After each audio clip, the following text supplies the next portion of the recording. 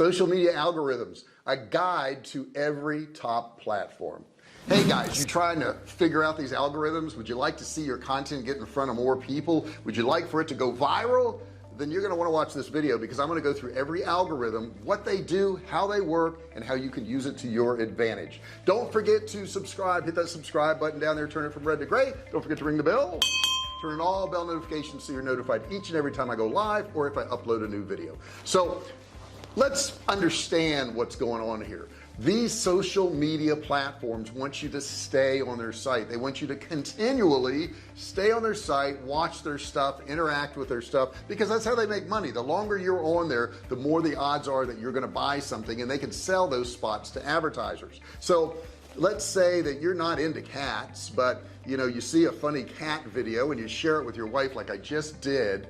I shared it by sending it in Messenger. Now they knew what I sent to her, so what's going to happen is later on today I'm going to get some cat videos, some funny cat things. Even though I don't follow any cat pages, they look at your activity. So it's not just who you follow. It's a lot of times you'll say, well, my gosh, this thing popped up and I've never followed anything like that before. Why in the world would they show it to me? It's because maybe you clicked on something, maybe you watched something, maybe you sent something that was of interest to somebody else, and they're constantly watching you. And when I say they, the algorithm, not a human, but a real algorithm.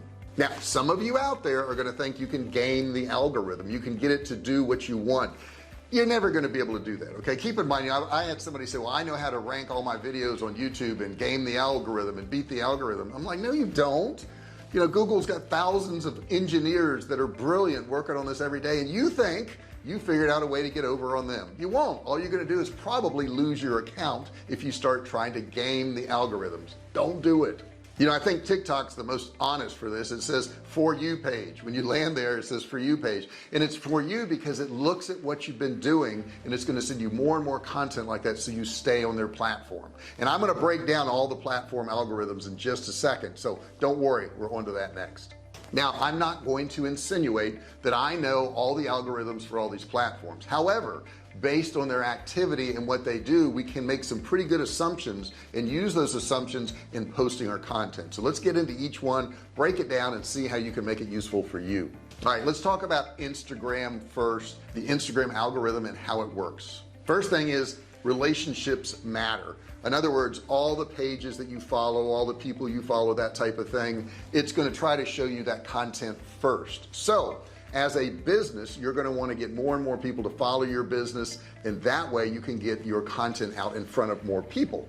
Also, the next rule for the algorithm in Instagram is the interest rules. What are you interested in? What are the things you're interested in? So you can use this to your advantage also by putting things out there that your audience would be interested in, thus they're going to see it more often. The next one is relevance. How relevant is it to your audience? Are you following different trends that they are going to be following? If you do that, you'll get it in front of your audience more often. And the last thing is popularity pops. And what I mean by that is if you can get something popular, you're going to get it seen by more people also. So try to look at other things that have been popular on Instagram and do something similar. Now these may seem pretty general, but they work. Okay, they work really well. So if you go through each one of those, you're working on Instagram, I think you're going to have great success. Let's check out TikTok real quick. First thing they look at is previous interactions. What have you interacted with that you liked? What have you interacted with that you said you're no longer interested in? That's the first part of the algorithm.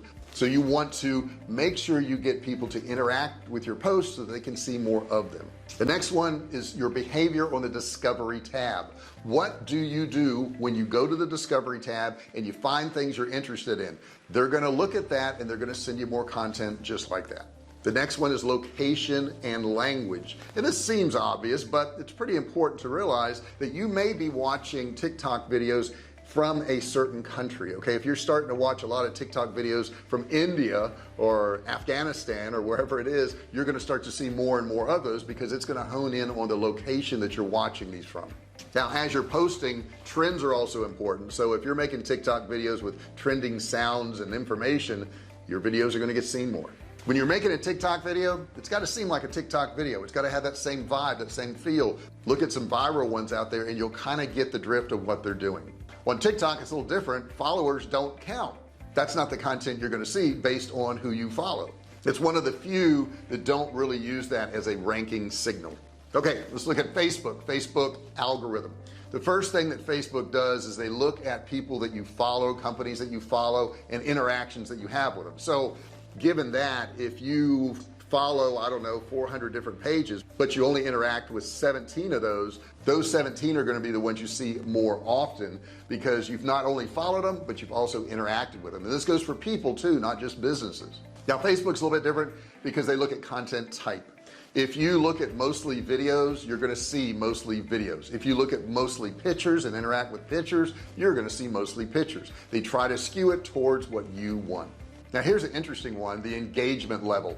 If you engage with something and you like that, and you maybe comment or you say something about it, you're going to see more of it. But did you know that if you interact with some of your friends a lot and they interact with a company or a certain thing, then you'll start seeing that also. So that's why it's really good to tell your audience to share it with their friends and family, because you can get your content in front of more people. Now the next thing on Facebook is content quality. There's been a lot of discussion about this, because how do you determine the quality of content? Facebook breaks it down into 4 categories. Is it meaningful? Now I don't know how they do this, but that is one of the categories. Is it informative? Does it inform people? Is it accurate? I have a hard time with this one. Is it accurate? But that's one of the ones they use. And the last one is it authentic? Once again, I have a hard time with that one, but that's one of the ones they use. What really drives me nuts on Facebook is they will show the comments, and you have a choice between all comments and most relevant. I don't know how they determine what's most relevant, but somehow they think they can do that.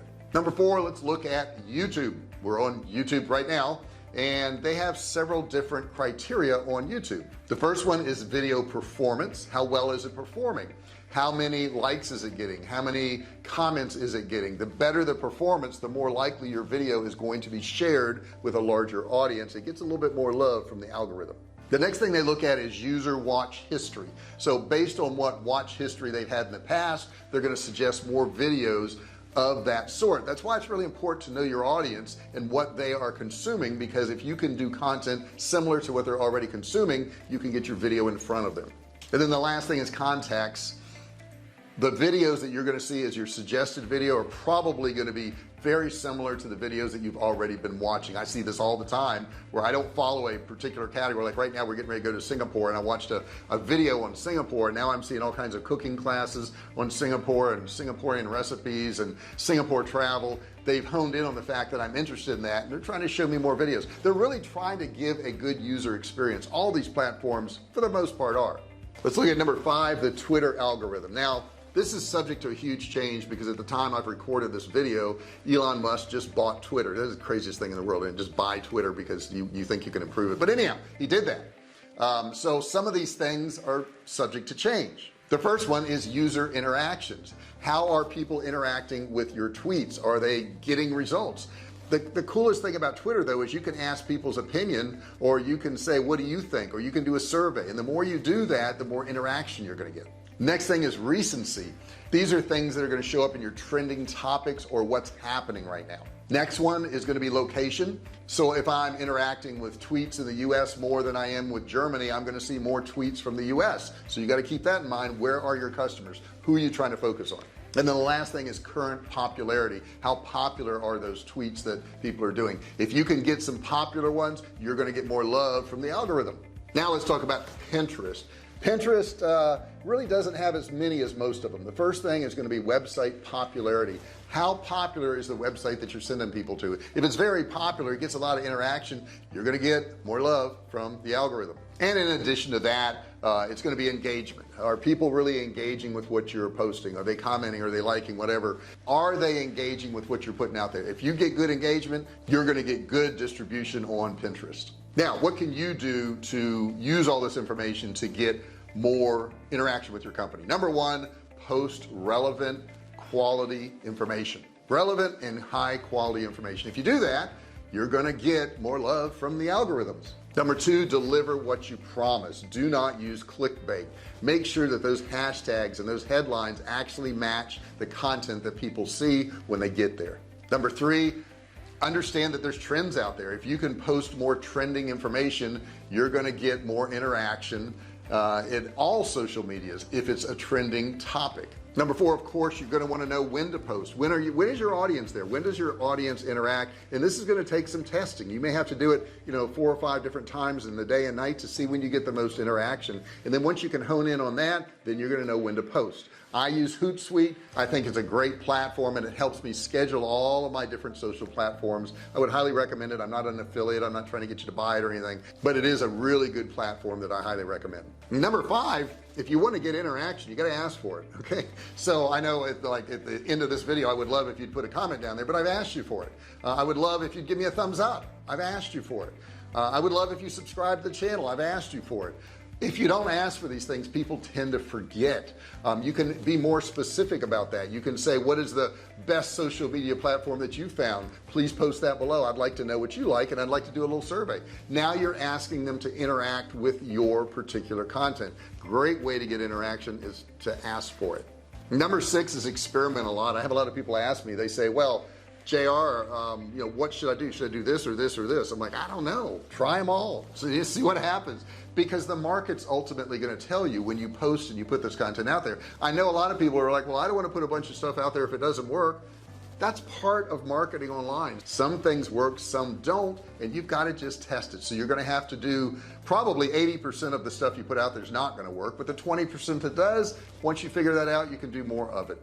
And number 7, post more videos. All these social media platforms are leaning more towards videos. They're more, I guess, engaging or whatever you want to call it. So videos are it. If you don't like doing videos, you got to start doing videos. You just got to start to like it, because that's what's popular and that's what's going to get you more interaction. I hope this helped you out. We've walked you through all the social media platforms and their algorithms and what they're looking for. I've given you some best practices. Now do me a favor and give me a thumbs up if you would. If you like this content and you want to see more of it, give me a thumbs up. Don't forget to hit that subscribe button down there, turn it from red to gray, and ring the bell. Turn on all bell notifications so you're notified every time I go live or if I upload a video. And I've got a free course down there too. You may want to check it out. $97 course, absolutely free for a limited time. Thanks so much for watching this video. I really appreciate it. See you in the next one. Hey, thanks for watching my video. Don't forget to subscribe to my channel and click that little bell right there so you can be notified every time I do a new video. Also, click on one of those videos there. Keep watching on my channel.